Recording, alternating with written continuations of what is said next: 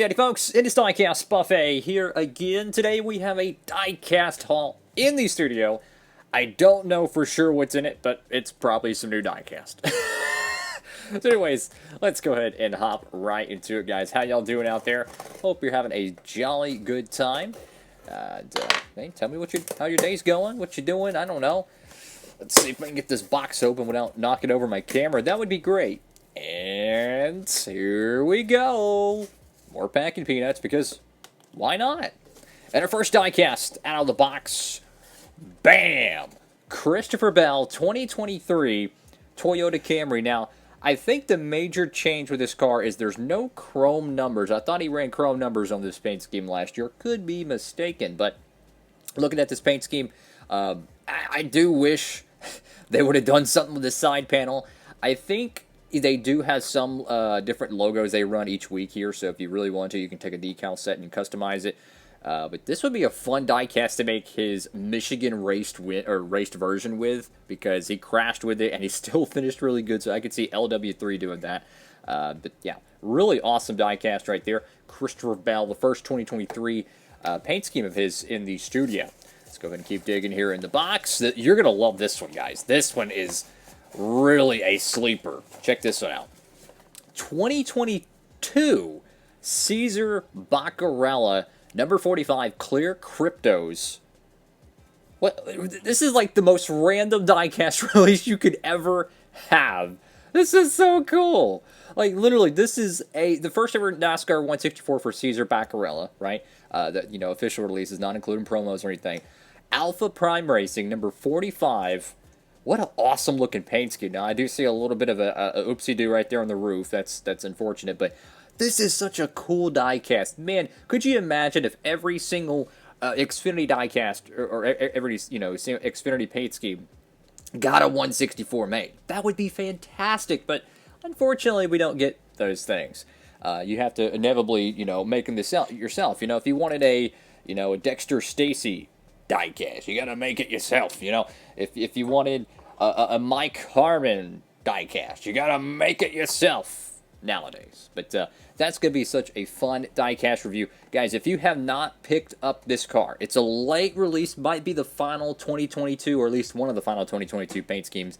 Make sure to get yours today over there at Circle B Diecast. Use that promo code DiecastBuffet and you'll save on shipping, guys. And the final diecast in the box, oh boy, bam! Kevin Harvick's 2023 gear wrench, I almost said Chevrolet Camaro, that would have been cool, Ford Mustang. So this was one of the first ever, actually I think it was the official first ever next-gen normal paint scheme to be made. For some reason, this paint scheme looks very different. I can't put my thumb on it, but it looks very different. One thing I am noticing, it looks like the orange is metallic, which I love to see that. The box design, at least, is unique.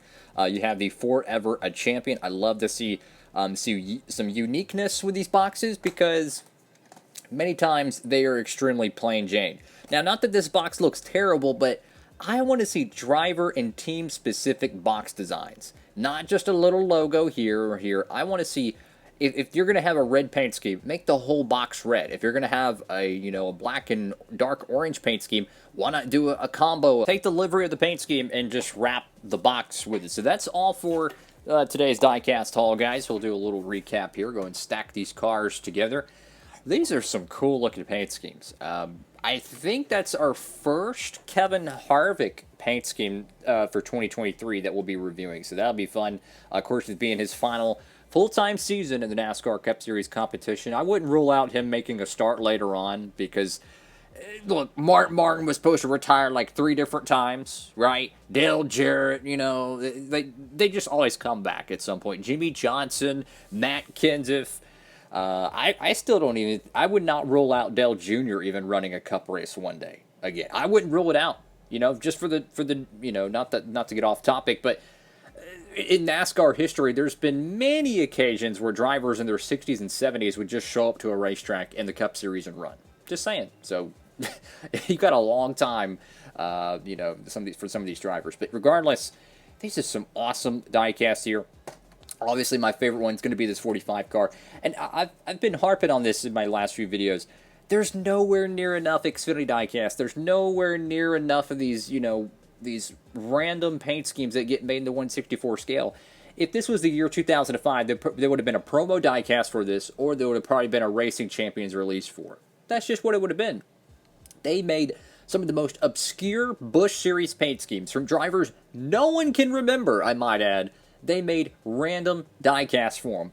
And nowadays, you can't even get all the paint schemes for one of the most popular drivers in the Xfinity Series. Whether it's a Justin Allgaier, not even all of Josh Berry's paint schemes get made. Heck, it being a junior motorsports team, you figure they would have no problem selling the merchandise, with the Dale Jr. connection. How many Brandon Jones paint schemes that he's ran? Since he's sponsored with Menards, they have like 30 different paint schemes every year. How many of them get made? That's what I'm saying. If you're a diehard Xfinity fan, they don't make nowhere near, and I'm talking nowhere near, close the amount of paint schemes they should. And it's an unfortunate reality that, if they run, I don't know, 1,000 paint schemes every year between all the cars and everything, only maybe like 10 of them actually get a 164 release. I mean, think about that for a second. Out of all the paint schemes for the entire Xfinity season, through all the drivers, they might be 1,000 different liveries, but only maybe 10 of them get a 164 release. That's how unfortunate it really is. I mean, look, not to be that guy, but they made a buttload of Noah Gragson race wins. Well, how many race wins did they make of Justin Allgaier? How many race wins did they make of all the other drivers in the series, I just wish they would make more. Not to get off topic, but I just wish they would make more. I love these things. I would collect them. I love them. I have, I think, almost every single Truck 164 ever made because I love the Truck diecast. Guess what? They don't make nowhere near enough of them. I mean, if you want a freaking Truck Series diecast, you gotta inevitably make it yourself, which is really stupid. If I want a Derek Kraus Donington throwback, beautiful, beautiful Ron Hornaday throwback, I might add. If you want to get a diecast of this, you have to make it yourself. It's so stupid. They don't make nowhere near enough. So I'm going to end the video on that, guys. Thank y'all so much for watching. Have a blessed one, everybody. I know it's only 3 diecasts in this haul. I think I have more on the way because I checked the shipment reports. I think it was actually 6 diecasts, so it might have been a partial one. They might have shipped only 3 at a time. I'm not really sure, but we'll take a closer look at that whenever it arrives. So have a blessed one, everybody. Diecast Buffet. Showing it off.